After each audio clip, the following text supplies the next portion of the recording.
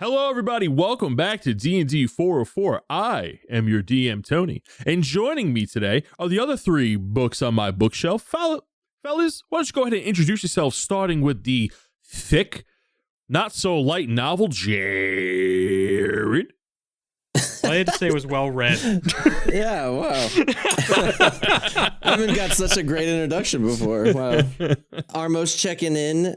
Books, I'm trying to think. One of the ones that I really enjoyed reading and like participating in was The Hunger Games. Oh. I read them all and then was really excited about the movies and all that things. And then the movies kind of let me down a little bit, but you know what? It was pretty good. Little event to be a part of. I just had flashbacks to when Hunger Games is the new ish, and it was just a bunch of girls in a mall going woo, wee, woo, with the three fingers up, and it was like, yeah. Oh my god. I was not in the minority, or you know what I mean? I definitely was like, oh, other people like this. Wait a minute. None of them are my age. Okay, cool.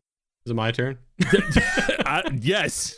Hey, my name is Dan. I play Minas Pebblewalker, tiny little swarm keeper ranger. And my favorite book, I'm genuinely gonna try and keep it in like literary. I was gonna go graphic novels, but I feel like that should be another topic another day.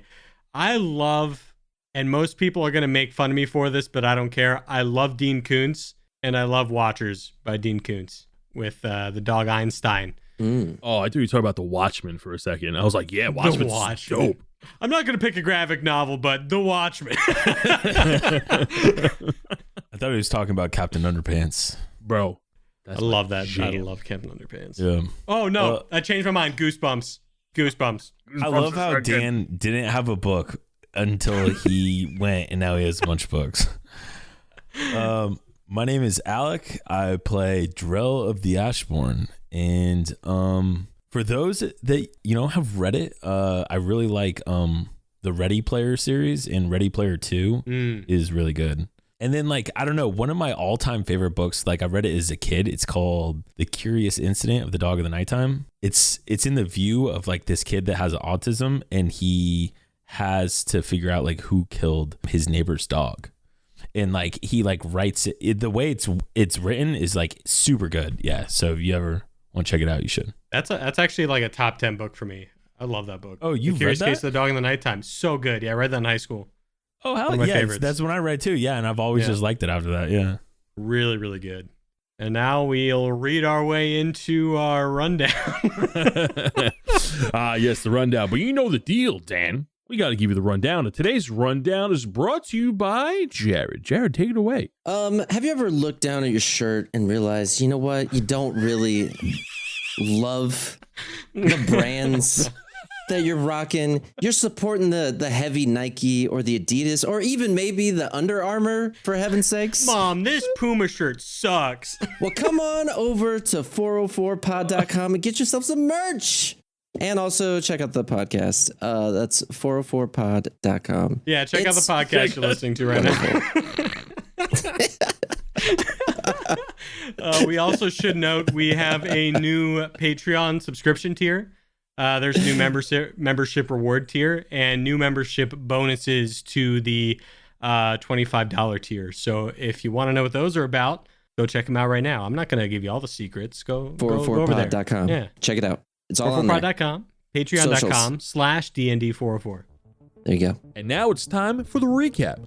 In our last session, Arc 4 has begun, where our three heroes stumbled into Shadowfell. Lost in the Fell, reality set in, as the group now realizes that all of their survival gear was left on Minas' cart back on the material plane. One terrifying bagman encounter, too much singing, and several feathers later, our heroes now find themselves in a run downtown called Husk. The Bloodshard Bandits don't know if they're going to fit in here, but what I do know is that it's time to roll the intro. Bard, hit it! Good morning, good afternoon, and good evening, and welcome to the world of Humbrea, featuring three first-time adventurers and one very patient DM. This is D&D 404. You three have officially arrived in the town of Husk. As you walk through this run-down town, you notice that there was etched or scratched into the main gate, very shakily, was the word Husk, which you can assume is the name of the town. Where we left off, you met Sully, the shadowy hill giant that you followed here, and Berthy, who was a Kenku that was dressed up as a plague doctor. And in your brief conversation with him, he mentioned that Drell was your fallen and made the assumption that you two, Minas and Armos, were his master, in which Drell did not take kindly to that. The town that you're in is very worn down. As you can see on the map I've placed before you, you can see the basic layout of this town that is built on dead ground, hollow dirt, and it looks like there's a empty riverbed that's cutting through the middle of the town. It looks like there was a drought and the water just never came back. And when you approach it, it's like a bridge that kind of like arcs into the town. You can see that there's there's like a puddle, if you could even call it that, of like this murky green liquid. You notice that everyone walking around is not only wearing cloaked hoods, most of them have very large beaks. All of them kind of look like Kenkus to you. The ones that don't have beaks, you can't really see their full form because they are trying to be hidden, but they do not look like your standard humanoid form. They look very monstrous or hunched over in stature. All right, gang, what do you want to do? I'm kind of freaking out. Yeah, I feel like we need to figure out how to get out of here, first off. Not to alarm people, because obviously they made it pretty clear that we need to be a little quiet about where we're from. I think we should split up. No. There's one thing I know. I'm not letting Minas out of my sight. Hi, nice to meet you. I put his hand down when he's trying to wave to somebody across the street. Well, they look nice. Nope. A little snaggletooth, but you know. Yeah. Minas, when you yell out to the scattered crowd in front of you, you hear Sully in the back go, "Nice to meet you too," and you see a slow wave behind you. Does it just reach up over houses? Yeah. So we have some shops that we can go into. Didn't he tell us some of the shops, right? Yeah, so Berthy, the plague doctor, mentioned that he ran the clinic in town. He gave you directions as he was walking off. He's on the far end of town. He told you that his house is the one with the giant plant growing out the back of it. It's like a very round plant. And in the distance, you see this huge shadowy-esque pumpkin. Like, it looks like a pumpkin, but it's green. The brimes are yellow, and the top of it is not a stem, but rather a purpley bush popping out at the top. And then as you're looking over, you do see some other somewhat recognizable buildings. Like, you do hear some blacksmithing sounds in the distance. You see a tavern, like a broken down tavern kind of building. There's like a tent way in the back behind some buildings. You see it over the horizon of buildings, like a massive tent that just sticks out. And you see like some paintings on the side of the tent, and people just like kind of walking past you, minding their own business. Every so often when someone walks by you, they're like lifting their hood up to get like a better visual of you. And as you go to look at them, they're like quickly hiding their face. So Drell adjusts his glasses and pops the collar of his cloak, and he turns to the boys and he says, I think we should go check out the blacksmith first. You know, something good could be in there. Not like I need armor or anything, but like something could definitely be in there that could tell us something. I was gonna ask. Yeah, you're looking pretty good in that cloak there. I don't know if you need any armor now. Look at that That's thing. what I'm saying. Look at this. And I like open my coat and I'm just like flexing my abs as hard as I can. The cloak bellows around you. Literally have not had a carb in like a month. You know, it's funny that you mentioned carbs because you guys don't have any food. Perfect. I wanted to cut anyways. Well, I'm not. So let's get moving. Yeah, I'm wondering if they can sharpen up this new weapon I got here. This weird mace thing. So as you're walking through this shadowy town, you hear the familiar sounds of a forge echoing. And as you navigate the dark, grassy streets, you come across a half broken down blacksmith forge. You see that the chimney is like leaning to the side.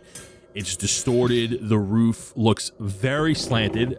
Looks like this place needs a lot of work, yet functional for what it needs to be. You walk inside and there is a human in the back of the room. There isn't like a counter, but you do see weapons along the walls. The weapons don't look great, but they do look recently forged. They're not like dirty or anything. They just don't look like the best quality. And in the back, there is a human hammering away, and he has his back to you. Do I see anything besides weapons hanging? Do I see like any sort of armor? Oh, you do see like basic armor there, but they don't cover a lot. It's more, you don't recognize the metal right away, but like this isn't like the best crafted armor here. The more you're looking at it, you don't even need to make like an inspection check or anything. This is like poor quality armor. It doesn't look like it's made of iron or steel that you're used to. I turn to Menace and I whisper, all this shit kind of looks like, well, shit. But, so I don't know if you want to talk to him about sharpening your weapon, but I don't think I'm going to get anything. Oh, is it really that bad? I look over at a blade that's all rusted and like... A lot of it is rusted as soon as you walk in. And as you're inspecting the wares, you do notice that there are some better crafted items in the back. The material that these weapons are made out of instantly jump out at you. And you do notice some silver weapons hanging on the wall. Oh, there you go, Menace. Excuse me, person. And this human turns around, looks very old. His body looks young, but his face looks very old and drawn out. Bags under his eyes, a beard that does not looking taken care of at all, bald spots on the top of his head that look like they were singed off by flames, big bushy brows, and he turns to you with his eyes half open. He goes, "Yes, my sir?" Hey, I noticed you got some pretty interesting weapons in this joint. Can you tell me a little bit more about these ones? And I point to the silver ones. He turns over, he looks at the silver weapons. He goes, yes, these are weapons encoded with silver. I see. Yes. Huh. Do I immediately see, are they just like any normal weapon I can think of? These weapons don't look like they were forged here, but they look like they were found in the condition that they were in, but they were definitely treated here as far as the leather goes and the hilt. You do your own work on these weapons. Looks like you really spiffed them up a bit. My master and I, we make do. They do things here, Drell.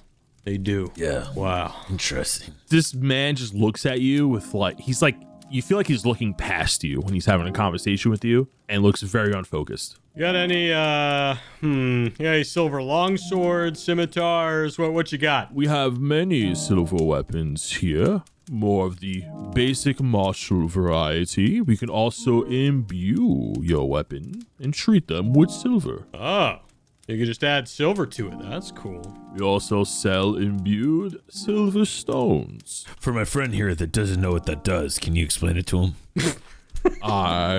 You sharpen your weapon with the silver stone, thus treating it as a silver weapon.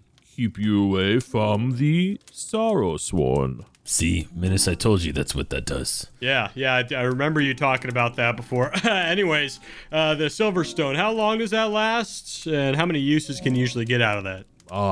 Depends how often you cut things down. A lot. Yeah. Of times. A lot. Especially this guy, I point to Drell. Yeah. Those who are in combat probably will go quicker than others. This guy's not very helpful, Drell. I know. Is your master around, or is it just you today? You working the late shift? Yeah, we need to speak to your manager, please. Drell, you see that he ignores you, and he continues talking to Menace. Oh. But now you want to ignore me. They are You've been talking to me all day. not around, as they are scavenging for more supplies. Okay, how Menace, much buy me one of these things. does... Buy me one of the stones. Working on a Drell. How much does one of those stones cost? We accept trades and barters. Trade, huh? You know, I didn't really want to give this away, but it is one of my prized possessions. And Drell, as soon as Menace says that, Drell turns around and grabs Reginald and goes to hand it to him. He's like, you talking about this, Menace? You're holding Reginald by the ears, hold him up, and he doesn't acknowledge you, does not see Reginald. Focuses on Menace. I heard price come up in exchange, and I'm already out the door. I'm sneaking out the door. You have snuck Like away. I'm just like not getting stuck with the bill this time. Go get Armos. We need money. Nope. Wait, hold on. I got something to trade. Wait, where'd Armos go? Anyways, I reach into my bag. I'm like, all right, what can I get for this? And I pull out one of my quadruple ply toilet papers. Menace, you can't. This is my last one. And I kind of side-eye Drell. Why are you willing to trade it away? Thy bomb would be forever grateful, whomever we do not accept paper or silver. But this is, I mean, feel it. And I brush it with that. I just brush it right against his face. And he puts his hands up and he backs away from you. You could give him these boots, Menace. I've never even used them. The rocket boots from episode 3? Yup. I've never used them, Menace. I gotta get rid of them somehow. Yeah, and I reach in my backpack and I hand him to Menace. Yeah, you hand him the Menace. Menace, are you putting these on the table? Yeah, we put them on the table. You put these boots on the table from session 3, I think. Session 304. Okay. Never used. Yes, we can do trade boots for 1 stone. No. 1 stone per boot, Menace. Tell him 1 stone per boot. Wait, bro, give him 1. I know how this works. 3 boots for... Wait, what am I saying? Stones. 3 stones for these boots. 2 stones. 1 boots per stone. All right. Okay, no, now take off the laces. Take off the laces and tell him if he wants the laces as well. We just got to throw in another stone. Another one? Yeah. And we'll give you the laces as well. Those are not included. We can do without laces. Fuck. This guy drives a hard bargain. All right. How about for 1 more stone, I'll also give you... I'll give you a scimitar, a hand axe. How about I got a dice set. I'm pulling out whatever I can find. Tell him you'll draw a photo of him. Are you pulling out these weapons? Yeah, I pull out my scimitar, and my 2 hand axes. I throw them on the table. You see his eyebrows lift up. 6 stones for the lot. Menace, don't trade your weapons. These guys' weapons suck. Just trade the boots. Why do we need 3? Like, realistically, it's just you and me, I got all right? this other stuff. Wait. Do you have any silver rapiers? How about that? Give me 2 silver rapiers for these. 1 rapier. He takes off a silver rapier and puts it on the table. Okay, now we're getting somewhere. What do I need for 1 more rapier? 1 more silver rapier. Provide trade. What about one of these peppers? And I hold up one of those dragon fire peppers. He looks at the pepper. I throw another rapier. And he takes another rapier off the... All right, I think that's a deal. 2 rocket boots with the laces. Okay? These 3 weapons and the magical pepper. I for 2 rapiers and 6 stones. He takes the boots, the pepper, and he takes the weapons, and you see that he hangs the weapons up on the rack next to the silver weapons. And then he takes the boots and he puts them in like a broken wood crate that's like separate from everything else. And he takes the pepper and he puts it in like a really tattered bag and he hides it under like a little desk area. Well, I think that was a pretty good deal. All right, me and my Drell are gonna get out of here. Aye. And he turns around and he begins hammering away. That was a steal, Drell. After walking, I'm like, that was a steal. All right, we need to find Armos. Where's Armos? I'm outside just You believe trying those to... guys were gonna trade me away? Oh my god. That was a joke, right, Drell? Okay, so where do you guys want to go next? All right, you want to check out that Fletcher place? Yeah, we can go check that place out. Real quick, when we walked into Blacksmith, was there anyone else around or was it just us? When you're walking these shadowy streets, you just see scattered people walking around, all in cloaked hoods. You don't see their features. I want to pull some like Assassin's Creed type shit, and I want to like put my hood down and try to like walk close enough to other groups of people to hear what they're talking about. Yeah, go ahead and make me a investigation check. What about a stealth check? Okay, investigation. 15. As you walk out of the blacksmith with your goods, you go all Assassin's Creed. You put your hood up. Your cloak bellows as it begins to straighten out and catches the drift that you are trying to sneak around. As you try to overhear some conversations, the hushed whispers that you hear are not of languages you can understand. You eavesdrop on a group of 3 individuals. They're all wearing cloaked hoods, And as you look with a 15, you notice that they are all kenkus. And with the noises that they're making and the sound of their speech, they're speaking their own language to each other. From these conversations you were trying to eavesdrop on, you really don't get much out of the language they're speaking, and you guys make it over to another building that looks like a cloth shop, a tailoring shop. And as you go inside the building, just like the blacksmith, it is very worn down, and this building looks like it shouldn't be standing, very twisted, very warped. And they have a lot of garments hanging up, and they all have a similar theme. They all look like cloaks or dark leather. Everything is black, gray, or very dark shade of brown. At the other end of the building, underneath a cracked window, is another human with similar features as the blacksmith, completely bald, no eyebrows. He has no facial hair, but very drawn out. His face looks very old with a younger type body with very drawn out eyes, big bags underneath it. Hey, Good evening. what are you selling here, buddy? What we got in here? My liege, we sell an arrangement of garments and wardrobes, robes and bosoms. But probably not one as cool as this guy's, and I point to Drell. Yeah. Drell, do the thing. Wait, I tried to do it, but for some reason it just doesn't do it. Damn it, Drell, you're making us look bad. I don't know. It normally literally does it anytime I want it to. While Armos is working on this, you see Drell and I panicking in the background. How may I serve you, my liege? Tell us something about your items. What makes them the best in town? Oh my god, this guy says Within the moon, they are the finest of shadowy leather from the darkest of Zelk. Shadowy leather. What does that get us? Clothes, garments to wear, perhaps fit in. And he looks at how the three of you are dressed. What do you mean fit in? What? You don't like our attire? Wait, how do I not fit in? I look like Blade. I literally feel like I fit in the... Are you kidding me? Look at this. As you speak, he ignores you and is focused on Armos. Oh my god, I hate this place. Why do we need to fit in? Is there something... I think we look great. Do we not? My apologies, my liege. I mean, you ain't gotta apologize. I'm trying to get the lay of the land here. We're new around here. To this city, anyways. Give me a perception check. Perception? Insight? An 11. Oh, it would be an insight check, actually. Yeah, almost. Give me an insight check. 16. When you say you're new to this area, he quickly looks at you and he raises an eyebrow, and then he examines you once again, and then he examines Drell. I wink at him. If you want to fit into town, you must buy the finest of garments if you wish to be revered among its peers.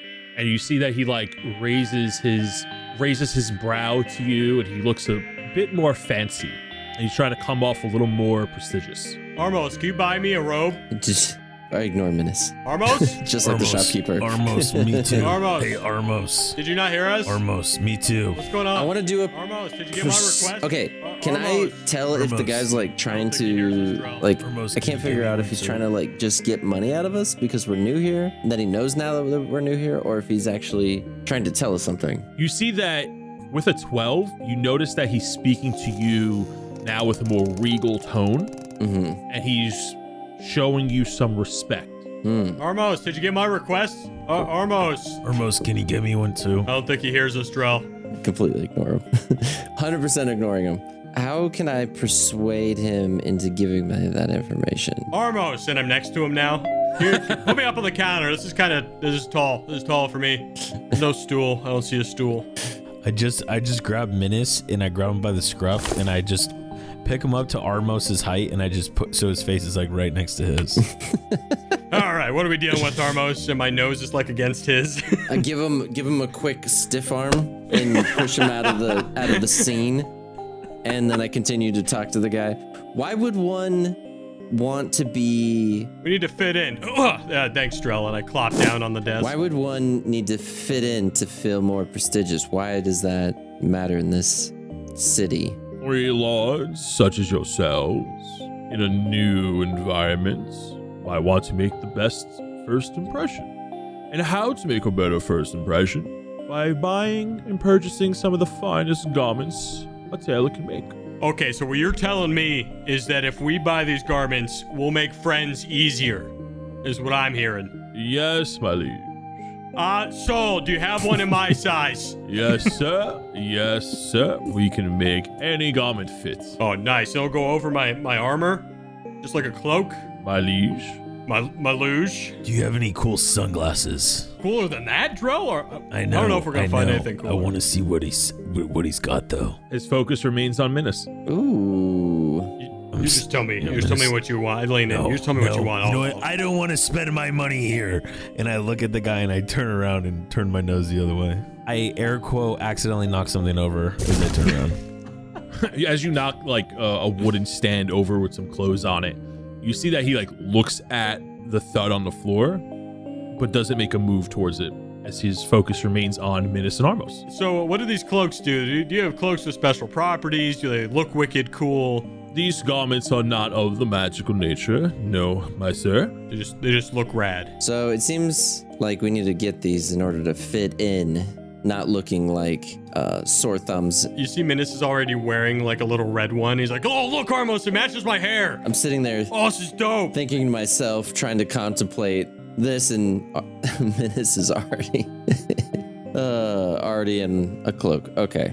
How much for 3 of them for the 2 of us, and maybe a larger one for, I don't know, a third party? Yes, my liege. 3 garments of the finest quality would run you, and he sees he eyes you again. For your measurements, my sir, 6 raven coins. We have those things. Wait. Rip off. I give him a look. Is he like, is that like a, can I tell if he's giving us a shady deal, a bad deal or not? Give me an insight check. Does a 16 already pass? I got a natural 20. So you know that he's bullshitting you with a natural 20. And when he was thinking to himself, he goes, 6 raven coins? That's something unusual for him to say. And from his demeanor when you walked in, from his demeanor now, was a 180 flip. Okay, so I suggest we burn this place down. I don't know about you guys. Yeah, you think this is our first rodeo? Oh, come on. Really? 6 raven coins? Are you serious? And I start eyeing him up and getting him in his face as I'm wearing his cloak. I get up to the guy and I'm like, I don't know if you know this, but we're pretty big deals. And for you to come and try to rip us off, how dare you? And I'm starting to Almost no, the last guy never got over those burns. Yes. I'm hyping him up. My eyes start kind of slowly turning to fire. And if you think that you're gonna pull a fast one off on us, I suggest you rethink that offer that you just gave us. And I'm slowly starting to get my voice louder, because I don't see anything around here that's gonna protect you from me. Hold him back, somebody hold him back. And I'm pushing him like very fakely. Armos, give me an intimidation check with advantage as Minas is helping you. Yeah. Oh man. I can't hold him back for long. I got a 23. You see that he like steps away and he goes, of course, sir. My liege, I apologize. My humblest apologies. I didn't mean to insult you. I am sorry. And you see that he starts to like grovel before you, and he's now hunched over. He's no longer highbrow, and he's like, my liege, let me give you the honest price. I am sorry. I did not mean to insult your demeanor. Your reputation precedes you. For the lot, I'll even throw in a discount, as my master would want me to honor 1 raven coin for the 3. All right. Yeah, that sounds much better. That's what I remember it being the amount. And some sunglasses. Yeah, throw in some cool sunglasses and you got a deal. And we'll write you an awesome review and spread the word around town. We respect that you have respected our needing of respect. Aye, sir. I much appreciate. I know, Jarmos. You pay the man. Oh, do I have that? I don't have them, Armos. I know I have some. I'm looking. We gave them to you for a reason. You're the money guy. Armos, we literally gave them to you. I know. I'm trying to figure out how many we have. Armos, pay the You man. have 322. Raven coins? Yes. All right, so 321. So angrily, I flip the coin at the guy so it hits him right in the chest, and I have Menace grab everything as I storm out the door. You see as you flick the coin to his chest, he like fumbles and he grabs it and he picks it up off the floor. He goes, "Thank you, my sir. Thank you. Thank you. Thank you again. 1,000 times. Thank you." And he looks up at you and he takes the coin and he puts it in a bag and he tucks it safely in his coat pocket, and he gets you the 3 garments that are all made to size: a large one for you, Armos, and one that fits Menace. Quickly tailors them up for Menace to make him fit the size, and he shows you out the door. Try to be as courteous and respectful as possible. All right. Well, then I knock over 3 more displays before I leave. As we Naruto run out of here with our He clothes. quickly begins to clean up the store after the 3 of you have left. You hear the sounds of rummaging of wood and mannequins. Thank you, bye. And all the intimidation gone from Menace's voice. Musser. I'll be back to kill you later. Bye. We look awesome. When the 3 of you walk out of the tailor In slow-mo sexy mode. in slow-mo sexy mode, the streets are still empty as you walk out. As you're expecting a crowd of people to admire your new fit, it is unsurprisingly empty. And I would say tumbleweed would blow by, but there is a lack of wind. And from behind you, you hear, "Hey guys, hey buds, I heard you're looking for the best trinkets in town." And behind you is a figure, an animal-looking figure with a big bushy tail, long snout, and he is not wearing the cloak garb that you see everybody. He's not wearing like a shadowy cloak like everybody else in town. As a matter of fact, he looks a little bit more Shadowfell-y 1940s-esque. He's got like a dark gray shirt on with a brown vest over it, with nice baggy pants, but with no boots. He has big furry feet and a large black tail with a white stripe coming down to it. And when you look at his face, as it barely emits in the low-lit moonlight, you see a skunk's face. I was just about to say that. He's wearing a nooSes hat, and he has a stick in his mouth. He's like, "So the 3 of you are looking for trinkets, some curios, things of curiosities."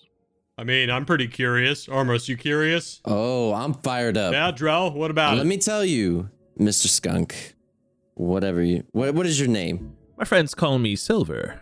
Silver, here's the deal.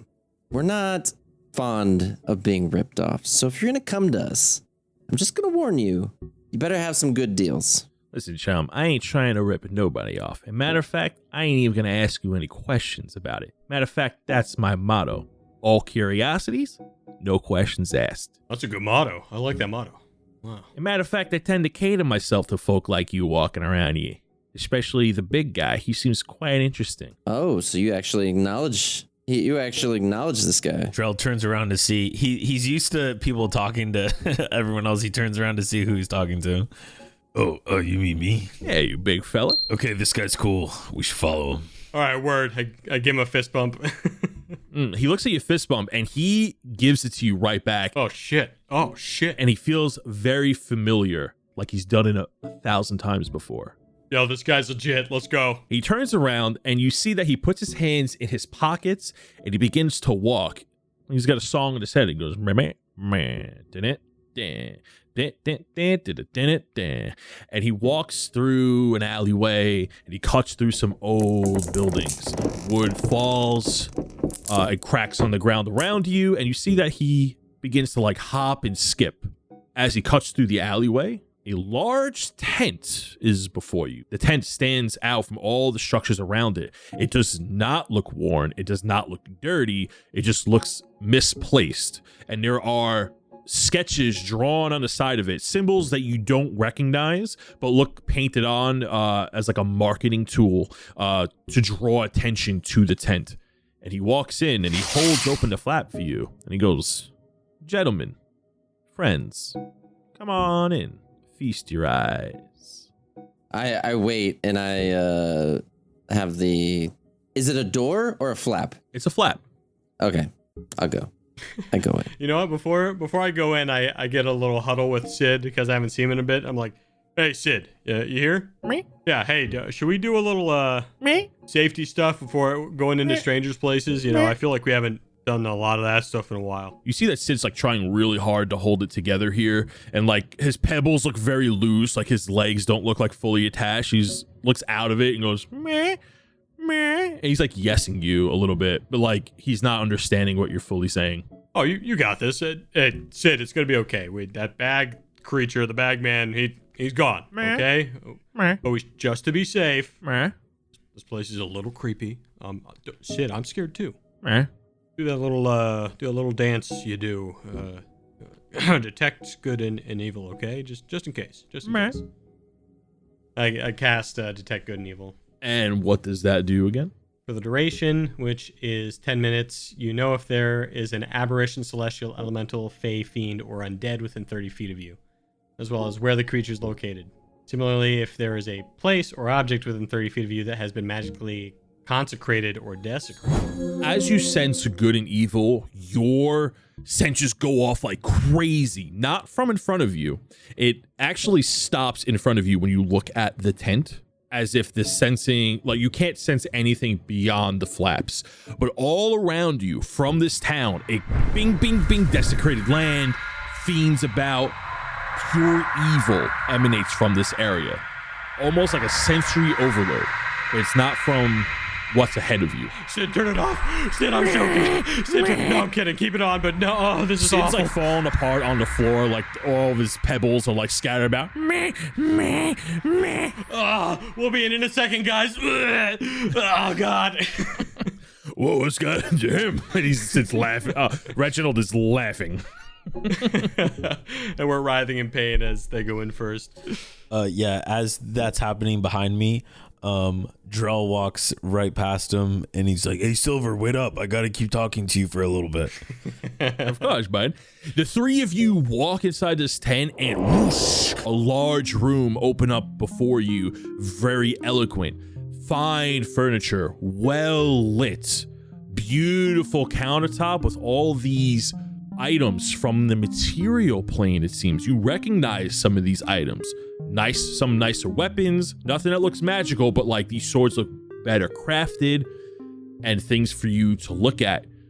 Place looks nothing like you've seen anywhere around here. What is this place? What's different here? It's bigger on the inside. Welcome to my humble abode, gentlemen. Wait, this is your house? Come on in. Absolutely, my big fella, my big friend. He guides you in, and he's like pushing the three of you along, get to the center of the room. Minus finally staggers in a minute later. I'm okay. I'm bearing. I'm doing. The storefront looks like the entrance of a very fancy mansion. And you walk up to the counter, and there are these items laid about. He hops over the counter, very cool, very sly-like. And you notice very curious items here. And he goes, "Everything you see is for sale, my friends. We accept coin of the Raven here, if you happen to have it. I do accept some trade, but it needs to be of equal or greater value. Everything here is found and scavenged for, but never stolen from. I make it my word to never steal from those who walk, only from the bodies I find who met their unfortunate doom." When you walk up to this large case, you do see finely crafted weapons. Like you see great swords, long swords. There's nothing magic about them, but like Armos and Minis, when you're like trying to look at these items, you do sense magic from some of these. And you see there are certain items that jump out at you. Like there is a piece of armor on the back wall that looks like it's made from like dark crocodile skin. Looks very nice. There's a pair of these 4 torches leaning, but the torches look very different. One of them is lit, and it looks like it has a mouth on it, like it's smiling, like a devious grin on the torch. You see some of these balls that look like they're made of pure web, and while you're looking at the ball of pure web, you see the occasional spider run across it. Drell, you notice this book, and it looks like a manual, and it on the manual has like these old style drawings of like people working out, like hieroglyphics. Oh, hell yeah. If you have any questions, don't hesitate to ask. Yeah, can I see this book? Yes. This is an old exercise manual for those who like to train in the ways of iron and in nature. Boosting the core, if you will. There you go. Make you sharper and faster. Trust me, I know all about it. Does it have a section on beauty muscles? Yeah, what about the beauty muscles? I'm no expert, but I think all muscles are beautiful. And he winks at Drill. Then you clearly don't know what you're talking about. If you say so, you're the expert, not me. I mean, yeah, you can tell. Look at it. Look at his calves. Tell me something I don't know, man. Anyways, yeah, I want to try to, or I just want to like examine it.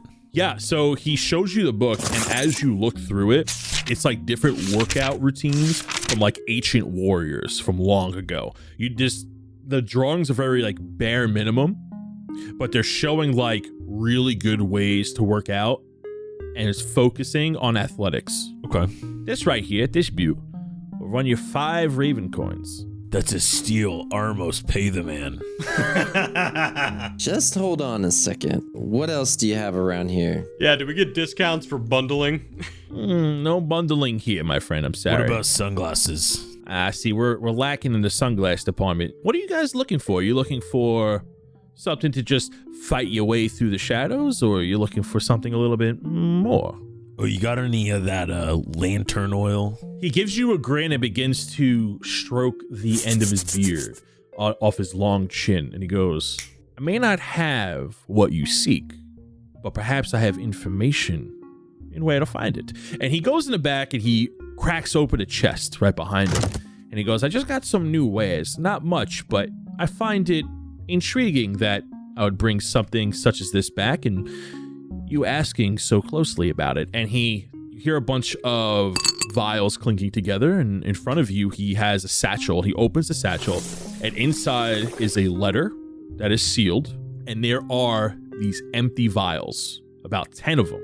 The vials alone look gothic, and they have some of this weird oil, not enough to burn, just residue of the oil that you think you may need. And he goes, I found this off a gentleman not too far outside the city of Husk, and found him kind of near the edge of the wood line while I was scavenging around. Figured maybe somebody might want it. Could pertain some information. I'll sell you the lot for 4 Raven coins. What did the guy look like? Just curious. He had them pointy ears, long white hair. He didn't have any like eye color. He looked rather young, very grayish skin, very darkish skin. And would I know if he's describing Bando Baris or not? Go ahead and make me a insight check. Does a 16 pass? It does. Real quick, for those that don't know, I have my passive insight is 16. Oh. Because I have +6 to my insight. Well, that's good to know. You know that he's talking about an elf, or he's describing an elf. All right. We may have a grocery shopping list here. So put those 2 on the table. We may need to start purchasing those here in a second. But what else do you got for my little friend here? The things that stick out to you are, you see these torches that like have like this weird mouth on it. And when you guys aren't looking at it, you feel some heat, and you could swear that you hear like a laugh coming from that direction. Are they evil? So the fact that you still have good and evil on, you notice that you can't sense anything outside of the building. Once you walked in, when you were outside, you couldn't sense anything inside the building, inside the tent. I mean, all right. I think Armus is on the right track here. Let's do all the quick shopping stuff, and then I got questions for you, bud. Yeah. Tell me about those spider balls. The spider grenades. Spider grenades? Yeah, I got 3 of them here. 3 Raven coins each. Can help you out in a pinch. What is a spider grenade? I mean, it sounds self-explanatory, but it leaves your foes in a sticky situation. You throw them, and then poof, covers your area in a bunch of web. How much are those? 3 Raven coins a pop. And they pop. I like the pun. He winks at you. Tips the nooSes hat. Armos is obviously drawn to the fire. What can you tell me about this? And I point to the torch. When you point to the torch looking at Silver, you hear like a little laugh. Yeah, I get rid of these guys cheap. These are talking torches. He grabs the torches and he hands you one, Armos, and he takes another one. Mm-hmm. And he walks about good 15, 20 feet away. He's looking at you, and he holds the torch up and he talks to it. He goes, well, you see, if you're ever in a pinch or separated from your group, You're just talking to these guys, and if they're holding one, you can hear him as if they're next to you, and his voice is transmitting through the torch. And as his voice is transmitting through the torch is mimicking mouth movements, as if the torch is talking to you with his voice. Oh my gosh, Walkie. these were in my kids' stories that my mom used to tell me. Torchy talkies. I was just about to say walkie-torchies. Walkie-torchy. We did the flip.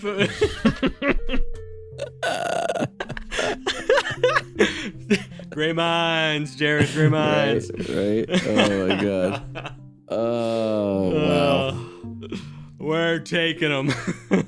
So what happens if we put them out? Do they stop work? Like, they obviously stop working, but can we just light them again and they start working again? Yeah, they do have to be lit when you use them, but they work as a functional torch as well. All right, how much for those torchy walkie-talkie things?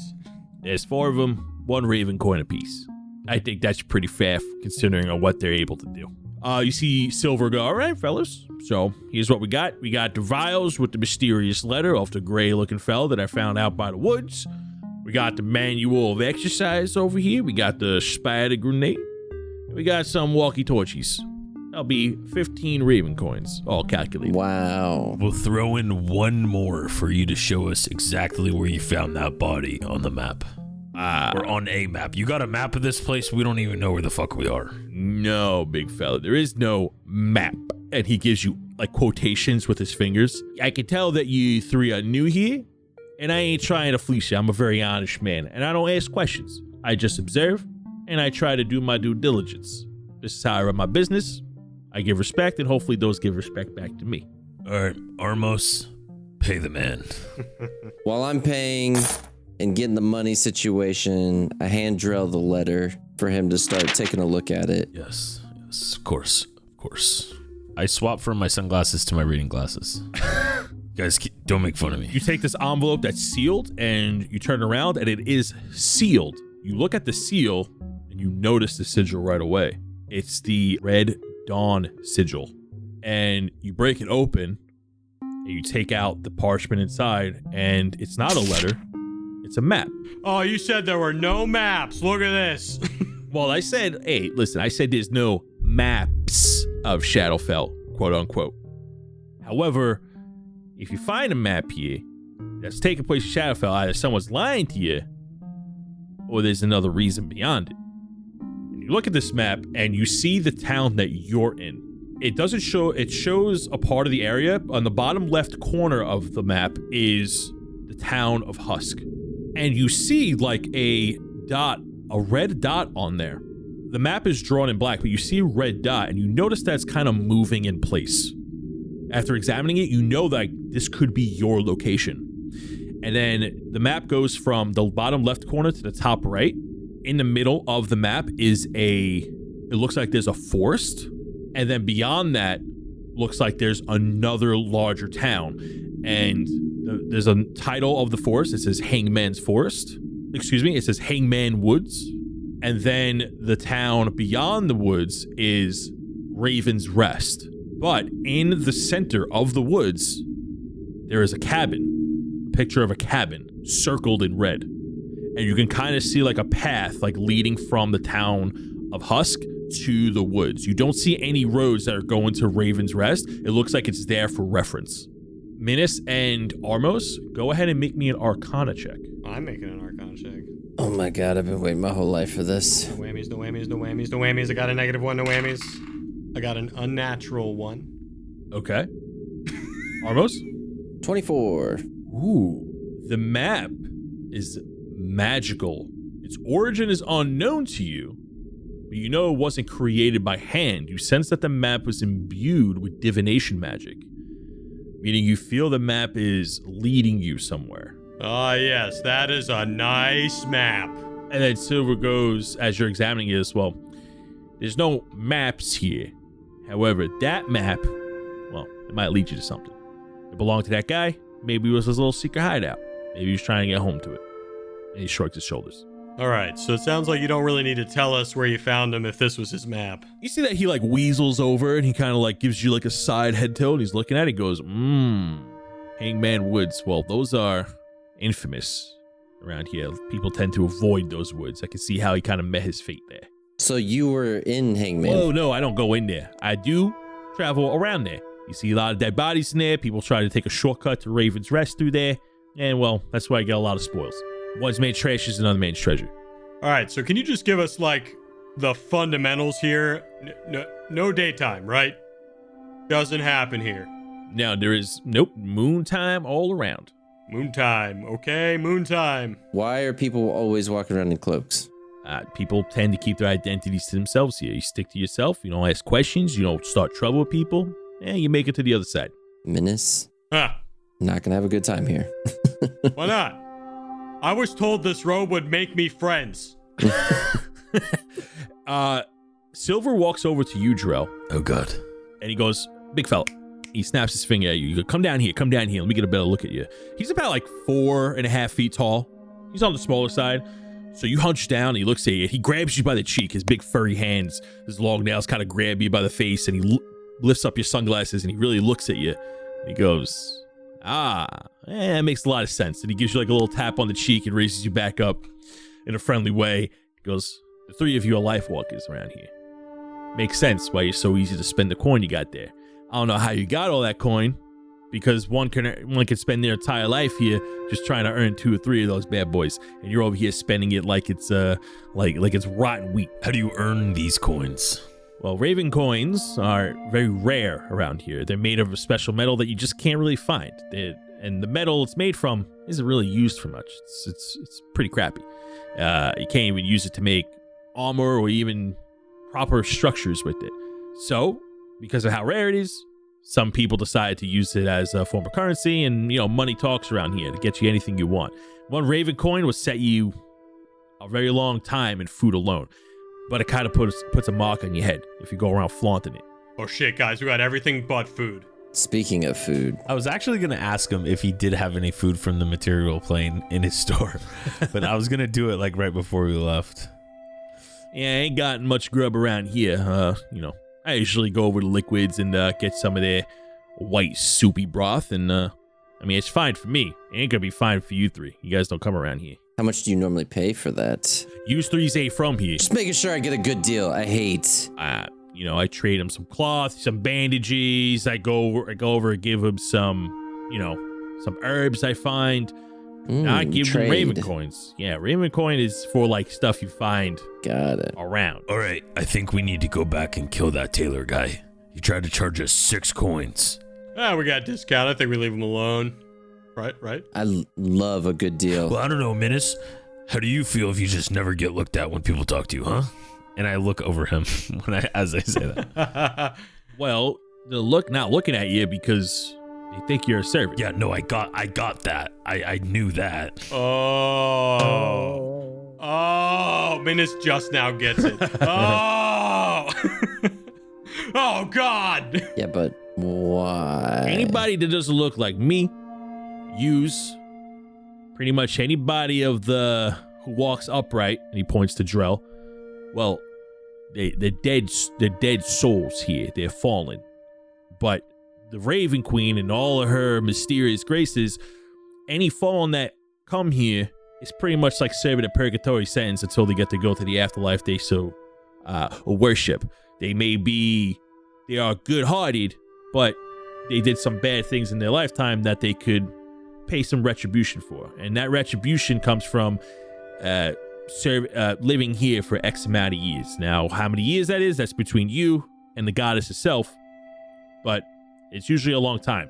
So the fallen usually meet up with some of the familiars around here, like some of those bird guys or myself. I've had a fallen before where they offer their services. We look after them, and then they pay us back in, tasks and errands and such. So they serve us, and we look out for them. If a fallen is claimed by somebody, usually people don't mess with them. Because if they die here, well, there is no afterlife. It's just, that's it. They don't go to the great beyond that they so wanted. Interesting. Silver, appreciate all the info. We were walking around a little befuddled. Hey, do me a favor. If anyone asks you where you got that map from, not me. We'll say we got it from that Fletcher guy. Yeah. Yes. Yep, we got it from Fletcher guy. That's use his business and use his business alone. All right. Well, Jesus. I think we're going to get some food and head out. All right, best of luck to you. And he walks the three of you out, closes the flap, but he does not follow you out. And because you still have sense good and evil on, you and Sid just begin to rival on the floor. Oh God. Okay, turn it off for real this time. Turn it off. All right, so we're gonna let's go get some food, and then we can prepare and study this map a little bit more before we head out. Yeah, I could probably get something to eat. Mm-hmm. You guys make your way back over towards where the blacksmith was, and you do see this broken down tavern that was near it, and there are broken saloon doors on it, and you do hear some noise on the other side of the doors. People having conversations of like hushed whispers from languages you don't understand, and the sound of clinking. You walk through the creaky doors, and you could have sworn they almost fell off, and before you is a small, worn-out tavern. And on the other end of the room is a bar with another human who has the same familiar face as you've seen from the other two shops, with drawn-out eyes. Looks like a man that was very fit, but now very old. And it looks like he hasn't kept up with his physical physique, and he is cleaning a dirty glass that does not seem to be getting cleaner because the rag is just as dirty as the cup. Hello, gentlemen. How may I serve you? Here for food, 3 of us. Food. Okay. We have liquid. Mm-hmm. And he points to the store sign and it says liquids. Is that soup? We have brown liquid. Okay. Green liquid. Mm-hmm. God, I really hate this place. White liquid. Everyone talks so slow. What's in the brown liquid? Brown. Yep. Ask him what's in the green one. Could we get a green, a brown? No, ask him what's in it. I'm allergic to green. No, green's for Menace. Yeah, but I can't have any if he says it's in it. Yeah, what's in the green one? Green. Oh, Drell, you can't have Just it. can't have it. Which- Yep, just can't have it. Sorry, Drell. I point to him. Which one do you prefer? Which one do you eat? The white liquid. But the skunk guy told us not to do the white one. No, he didn't say not. He just said it wouldn't help us as much as it helps him. Like, it wouldn't fill us, because we're not from here. That's what he said. Like, I think this place is going to be a huge waste of time, in my personal opinion. He said our dollar could get us somewhere, like, farther somewhere else, right? Isn't But it's the whole city on the other side of we're in the bottom left corner. The other city's in the top right corner. And we have to go through that middle forest area. Yeah. So, unless we want to go hunting, which the big dum-dum definitely was killing all sorts of creatures out in that forest. Yeah, but it was just green goo that was coming out of him, right? So is this just like food? How much for 3 liquids? We accept bandages. Mm-hmm. Paper. Mm-hmm. Shiny stone. Mm-hmm. Liquid. Oh. Solid. Oh, solid. What about gas? Oh, wait, Drell. Or plasma? Yeah, Drell. You can do that thing unlimited, right? Get your jug out. Oh shit. Oh, yeah. I turn around and I pull out the alchemy jug and I use the empty vials that we got from Silver and I pour a yellow liquid into it. I guess it could be beer. I'll put beer in there and then I'll just pour beer in it and I'll turn around and give it to him. He takes one of the vials, mark one off, by the way, and he sniffs it and he goes, "A life of wonder and nourishment, long forgotten, beyond my years of whimsy and distress.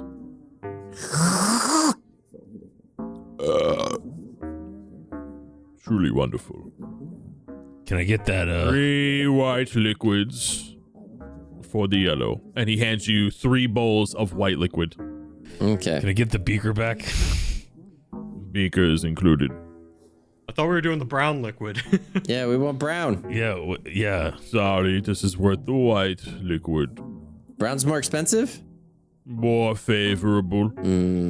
All right, how much ale do you want? We'll give you more This ale. guy's breaking my balls. 1 more would do No, it. I don't know about that. But that's the thing. Wait, Here, okay, here, what if here, these here. okay, hold on. What if these vials are actually important and we're fucking just wasting them? Yeah, I don't know what you're doing over there. These are important. It sounded like. He didn't say you had to give him the solid, just the liquid. He has stuff to put in it. Yeah, we'll drink the bowls and then you can pour the liquid in there. Yeah, okay, fine. I'll give you 6 cups of gold liquid for that vial back. Just drink no. Just drink the white liquid and then I pour it don't in want there. the white liquid Armos. We already got these. I'm gonna drink one while you guys figure this out, and I don't want it. Start to drink it. I don't want it. It's gross. What does it taste like? Give me a Constitution saving throw with DC 12 God. as you down this white liquid. Drell pinches his nose as he does it. I got a 23. Oh, I got 13. Okay, Armos. Damn, God, I don't want to. That was No. close. That was really close. After seeing them painfully drink. Yeah, okay, what? I Well, our wait. con saves are good. So what happened to us? Yeah, I wait to see what happens when they drink it. You two drink the liquid and it tastes really foul. Really foul. Your stomach grumbles and then it stops. You're not hungry. You're not full. You don't feel great, but you don't feel bad. I didn't like that very much, Drill. I feel I mean, mine actually wasn't that bad. what? I'm looking at him weird. Like, what? Did you taste the same thing I tasted, Drill? That was awful.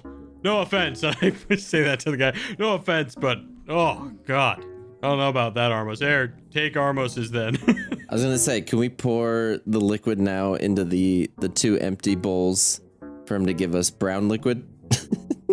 Yeah, if we give you 3 bowls of ale, will you of gold liquid? Will you give us brown instead? Sure. All right. And I want my beaker back. Sure. Okay. You give him a cup of the ale. He takes a sniff and goes, whimsy, the sound of children laughing, a life full of wonder and splendor, long yearning for another chance at redemption. Yep. Okay. Mm-hmm. Takes a sip. Gold in liquid form. Yep. That's what it is. Yep, you're welcome. He then hands you 3 bowls of brown liquid. And just write down everything he just said. Sure, Drell. Yep, I'll just write it. Yep, it's in my head. I slurped that down. How does that one taste? Give me a Constitution saving throw. God fucking. It's gonna be the same thing. That's an 11. God damn it. You throw up onto the floor the brown liquid, and you take. I got a 16. Oh my god. Don't do it, guys. Yo, I just see Menace throwing up brown and white liquids all It's over the propelling place. him around the room. As you do that, you also just see Drell drinking his casualty. Menace, it's You actually take not that bad. 13 points of poison damage as Jesus. you throw up violently, and Sid is like, and pebbles fall onto the floor as he's throwing up with you. I'm out here, guys. Do it. I'm done. Not everybody can hold their liquid. That's what I'm saying. Stop it. I'm writing you down in the worstest friend column, and I leave and write it down vigorously. I take the rest of Menace's and I finish it for him. Okay. Give me a Constitution saving throw. Okay. Drell really likes this. I got another 23. Just like It's the really not white that bad, water, guys. it tastes bad and it goes down, and your tummy rumbles, but you don't feel full, you don't feel hungry, you don't feel great, you don't feel bad. I look at the guy. I'm like, is there a better what's the best liquid? All liquids are good liquids. Oh my god. Just let me know when you guys are done in there. I'm waiting out here. That's it. Okay. Done. I'm good. The 3 of you walk out, and Drell has not discussed this somehow, but the 3 of you walk out, and you guys are now outside this so-called tavern. What are you 3 of you doing? We need food. There's only one other place we can go to, right? No, there's no other No, places. that's it. That was That's it. all the places. God. Oh, God. We're screwed. At least we have water. Oh, wait. It's only ale for the day. Wait, how does that work here? It's a very good point. Is it just always going to be ale now? Oh, fuck. You have to find out. Oh, God. That doesn't seem like a problem to me. And I just start drinking it from the alcohol. All right. Do we have no food on us? No. Well, why don't we just keep walking towards the other town and we'll just see what we can find along the way? Because the forest is in the middle. Yeah, we could go through it. And then, If you want to hunt, you can hunt in the forest. yeah. And then there's the cabin in the middle of the forest. So that's our next stop. Yeah, what if it's like a hometown buffet and they just didn't write the name of it on the map? Ooh. What are the three of you doing? Walking towards the forest, I think. We'll cook what we fight on the way. Let's go to the woods. With what tender menace? You forgot all of it. I literally have fire spell. Do I have fire spells? You do have the new walkie torches that are magic torches. Yeah. Yeah, we got the magic fire, so I think we'll be fine. And I was going to say, you have me. I'm a walking flamethrower, basically. Okay, we need a fire to lit, not a whole house. Oh. Hey, you know okay, those? yeah. I'm getting so hungry. Those bird people that are kind of walking around. I'm like, it might be kind of tasty. I'm like, you know what? We got to get out of here. So we start walking out of the town. So the three of you leave the town of Husk, and you left the way you came in because that was the way you followed the road to get here. And you notice that you want to stick to the road when it comes to these things because you notice that you stopped getting lost when you had a designated path to follow. And as you leave the town, a big voice pops out at you and goes, "Oh, leaving already? Well, I guess it's been a good amount of time. I hope you three have a safe journey." And Sully's like waving to you as the three of you are walking out of town. God, I really hate that guy. I keep walking. God, I love that guy, and I keep walking. Have a good one. Is he real close or is he like off in you the are distance? walking past him as you guys are leaving. He's in his like little security hut. Yeah, see you, Sully. Bye. I ask him real quick. Hey, Sully, what do you eat here? I mean, I like the dirt. That's it. The I keep brown walking. liquid is nice. I keep walking. I'm Almost. regretting even asking. Branches. You should. You should. Yeah. Sometimes I Well, he was chew bark. hunting, so I was hoping that maybe he has, I don't know. You know, sometimes I like to eat. Bye, Sully. I hope you find your Later. coins. Bye. As his voice fades off in the distance as Drell's too far to hear anything else he says. So the three of you, as quickly as you came, you left Power walking. the town of Husk. Out of here, my God. And you begin to walk on the dirt path, and you take out the map, and you notice the map, the red dot that was on it before, that was kind of displaced, moving about, is now moving along, and is now following this dirt path that you're on. It's us. And the three of you are looking at the map, and you're looking around, and before you know it, you turn around, and Husk is miles away. You find yourself up on a hill. The moon is bright in the sky. You look back down the map, and you look up, and there is this large horizon covered in smog and fog. Is a dense woodland tree line. You come across the border of the woods, and these trees are dense, broken, warped. A lot of these trees look like the way it's warped and like the holes that are embezzled in them kind of look like distorted faces, like out of a scary children's book. The dim, cold ground cracks beneath your feet as you feel like you've walked for miles. As you are at the entrance of this forest, you see this dirt path before you, leading you into the woods. Drell, you go first. This place is giving me the willies, guys. I don't know. I don't know. Reginald is shivering on your shoulder almost. Shiver. What? What's wrong? I don't know. I just have, It's okay. oh God, what are these called? Feelings? Yeah, we push those down. We don't address those. Oh, you dig them deep. Dig them deep. Okay. Yeah. Okay, I can do that. No, it's okay. No, go ahead and express yourself, bud. What is it? Yeah, I don't know. I'm feeling weird. I'm feeling weird about this place. Well, like, What are you scared? Is that what this feeling is? No, I'm not scared. I'm just, I don't want to go in that area. I thought you were like a demon with like 8 wings or I'm a something. mighty demon from Hell's army, 7 wings 7. to show rank and prowess. Don't give him an extra wing. Well, that's probably why he's afraid, because he doesn't have the 8th one. That stinks real low. I actually have a really good remedy for fear, Reginald. Come here real quick. Okay. I reach out my hands, like flat, so I can hop on. Okay. Yeah, Reginald hops on. All right, I turn away from the woods, and I'm pointing away from the woods. I'm like, all right, Reginald, look away from the woods. Okay. Okay. Yeah, all right. All right. See, it's not that scary anymore now that you're not looking at it, right? Yeah. And then I backwards toss him towards the woods. Wait, did you just yeet a bunny over your head? You turn around and look at Armos, and Reginald his hair is all over the place. His ears are bent. One eye is like half shut. I'd rather not do that again, thanks. Is it scary in there? It's not favorable. I magic hand and pick him up, bring him close, and just whisper in his ear, be like, "All right, buddy, just remember, you're a great and powerful demon." Great power demon. Hold on. Okay, yeah. 7 rings. And I put him on my shoulder, and we continue. All right, I feel better too now. Let's go in. So the 3 of you walk in, and you find yourself walking further along, and the trees are becoming more common. Dead branches start to become frequent as they begin to obstruct your view, and the moon in the distance is now curtained by dead trees. You're now inside the forest.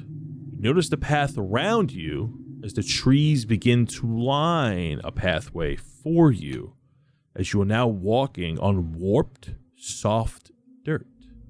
In the distance, you see nooses hanging within the shadows. The closer you look, it's like your eyes are playing tricks on you. You think there are bodies on those nooses or something hanging there. You hear the sounds of familiar birds instead of who, it's you.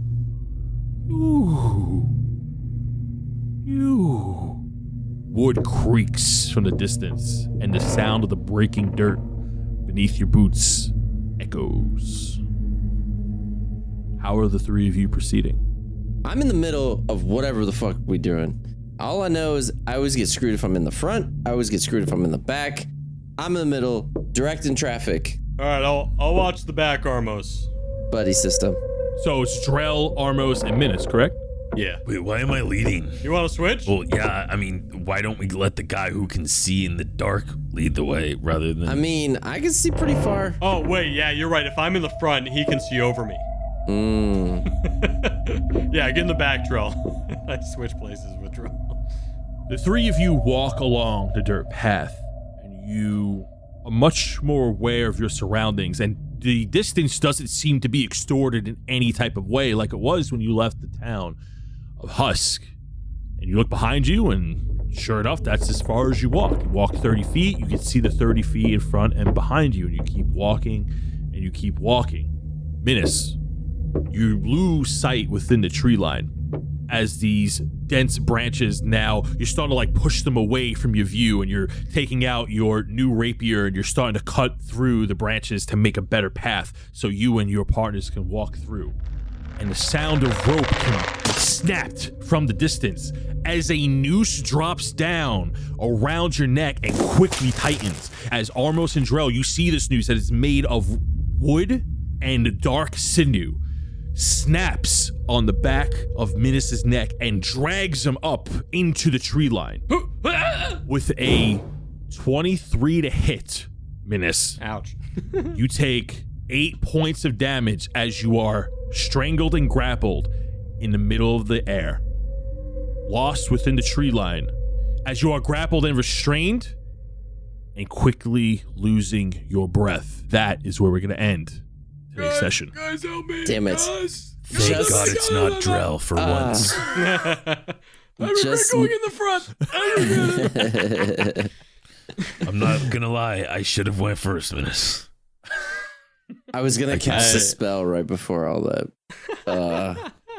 I was like, oh, as soon as I saw the little red barrier, I was like, I should wait and say something. I would like to use my reaction opportunity attack to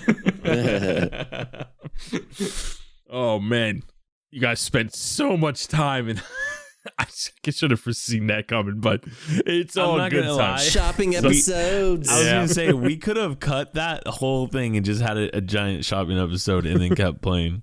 That's how long it went. Yeah. Oh, in the after show, I got a few things to say. Oh boy. Okay.